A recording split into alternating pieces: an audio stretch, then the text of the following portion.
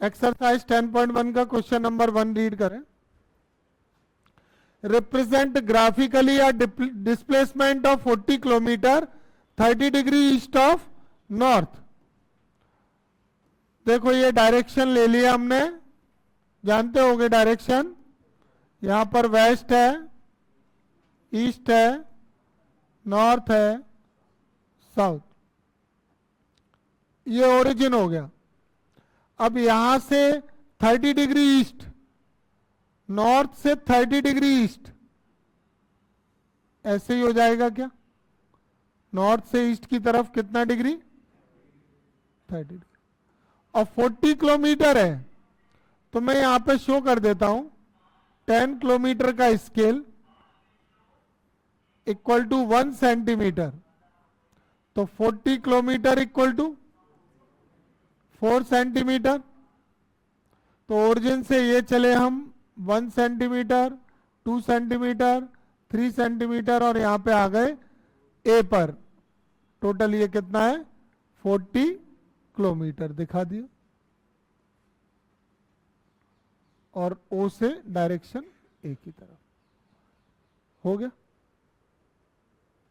बस यही करना था, ग्राफिकली इसको डिस्प्लेसमेंट को रिप्रेजेंट करना था। नेक्स्ट,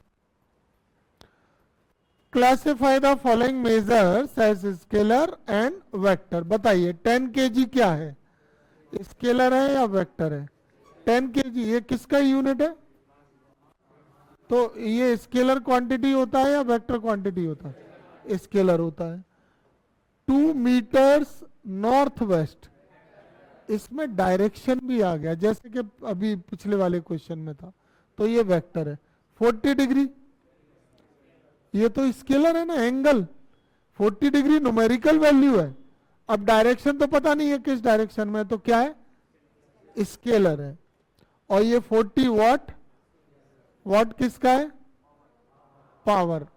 कौन सी क्वांटिटी को डिनोट कर रहा है? ये पावर को। तो ये स्केलर होता है या वेक्टर होता है? पावर तो स्केलर क्वांटिटी है, तो ये स्केलर हो गया।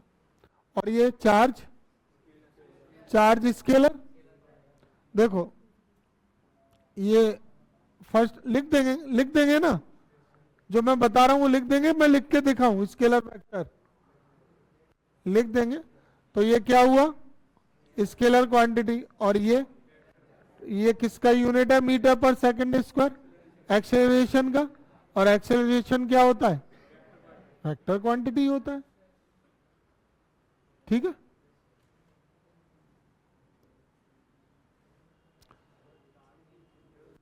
क्या? हाँ,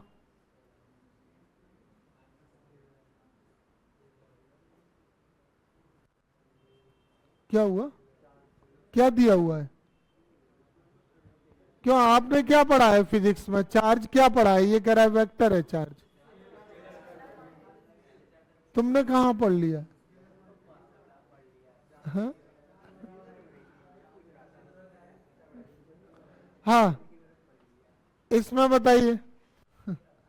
time period scalar, distance scalar, force, force vector होगा। मास इनटू एक्सेलरेशन होता है। तो मास आपका स्केलर हो गया, एक्सेलरेशन वेक्टर हो गया, तो वो वेक्टर ही आएगा। और वेलोसिटी वेक्टर, और work scalar. Work done, work done का फॉर्मूला होता है एफ डॉट डी। हाँ, एफ डी कॉस थीटा, तो वो कॉस डॉट में आता है। तो कॉस डॉट में आता है तो डॉट प्रोडक्ट किसका हुआ? स्केलर का हुआ। तो वर्क डन स्केलर क्वांटिटी है। ये डायग्राम है और इसमें हमें इनको आंसर करना है। सबसे पहले हमें बताना है कोइनिशियल वेक्टर इनमें से कौन सा है। कोइनिशियल, कोइनिशियल कौन सा होता है? जिनका ओरिजिनेट एक ही पॉइंट से हो। तो कोइनिशियल देख लीजिए, ये यहां से डी वेक्टर और ए वेक्टर, तो ये कोइनिशियल हो गया। और कोई है? इनके हेड मिल रहे हैं, टेल टेल मिलेंगे, वो कोइनिशियल होंगे। तो इसमें आ गए A vector and D vector. Next, equal बताइए। इक्वल वेक्टर जिनका मैग्नीट्यूड सेम हो और डायरेक्शन भी सेम हो। तो ये स्क्वायर फॉर्म दिखाई दे रही है, तो लेंथ भी इक्वल है और डायरेक्शन सेम किस किस का है, ए वेक्टर और नहीं, ए सी नहीं है, बी वेक्टर और डी वेक्टर, इनके डायरेक्शन सेम है ना, देख रहे हैं सभी इधर, ये डी वेक्टर और ये B vector, B vector and D vector. Next, collinear but not equal. Collinear मतलब पैरेलल होने चाहिए, तो कौन से कोलिनियर है और इक्वल नहीं है, ए वेक्टर और सी वेक्टर के डायरेक्शन अपोजिट है, तो इक्वल तो होंगे नहीं, तो इसका आंसर क्या हो गया, A vector and C vector. ठीक है,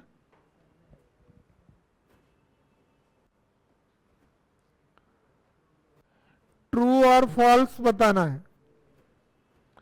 A vector and minus A vector are collinear, true है फॉल्स है, ट्रू है।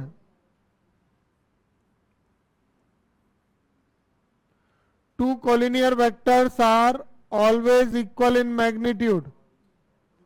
Collinear vector equal in magnitude होते हैं, जैसे ए वेक्टर है ये और इसी से दूसरा वेक्टर बना लिया, तो यहां पे b इक्वल टू 2a का फॉर्म है, 2 कॉमन लेंगे तो ए वेक्टर आ जाएगा, तो b a के टर्म्स में आ गया तो कोलिनियर है। लेकिन अगर इसका मॉड्यूलस निकालें ए वेक्टर का तो वो √3 आएगा, और इसका मॉड्यूलस निकालें b का तो वो 2√3 आएगा। तो क्या ये मैग्नीट्यूड इक्वल है, लेकिन वेक्टर कैसे हैं, कोलिनियर। तो कोलिनियर वेक्टर के मैग्नीट्यूड ऑलवेज इक्वल नहीं होते, हो भी सकते हैं और कभी अनइक्वल भी हो सकते हैं। तो ये स्टेटमेंट समझ गए क्या, two vector having same magnitude are collinear, magnitude same है तो कोलिनियर। देखो ये ए वेक्टर है और एक मैं सी वेक्टर लिख रहा हूं, इसमें मैंने एक साइन चेंज कर दिया। अब इसका मॉड्यूलस मैंने निकाला, तो 1 स्क्वायर माइनस 1 का स्क्वायर 1 1, ये कितना आया, क्या इन दोनों का मैग्नीट्यूड सेम है और ये इक्वल होंगे क्या, तो फिर ये सेम नहीं है ना। ए और सी को देखो ना, क्या ए सी के टर्म्स में बन सकता है क्या, नहीं बन सकता, बिल्कुल अलग वैल्यू हो गई है। कॉमन लेने के बाद कुछ बनेगा, नहीं बनेगा। तो ए सी के टर्म में नहीं आ रहा, मतलब कोलिनियर नहीं है, लेकिन फिर भी मैग्नीट्यूड कैसे है, तो ये वाला statement. Two collinear vector having the same magnitude are equal, क्यों, कोलिनियर वेक्टर का मैग्नीट्यूड सेम है और डायरेक्शन अपोजिट हो गया, तो इक्वल हो जाएंगे क्या।